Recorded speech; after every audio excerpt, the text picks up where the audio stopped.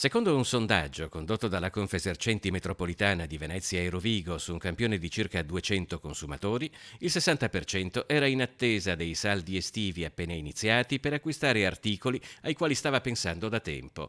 In prevalenza si tratta di donne e di giovani sotto i 24 anni. I saldi sono un appuntamento fisso del commercio da tempo, ma stavolta, rileva la presidente di Confesercenti Veneto, Cristina Giussani, non mancano differenze rispetto al passato. La prima grande novità è che partono lo stesso giorno in tutta Italia, quindi questa secondo noi è una cosa importante. E l'altro tema è che i prodotti che ci sono nei negozi oggi sono un po' diversi rispetto agli altri anni.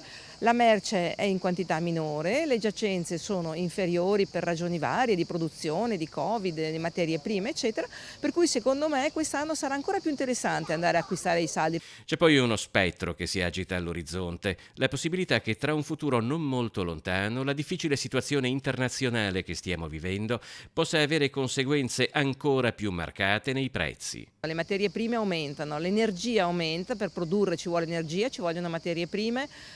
In alcuni casi le materie prime addirittura scarseggiano, per cui è molto probabile che in autunno vedremo un aumento dei prezzi.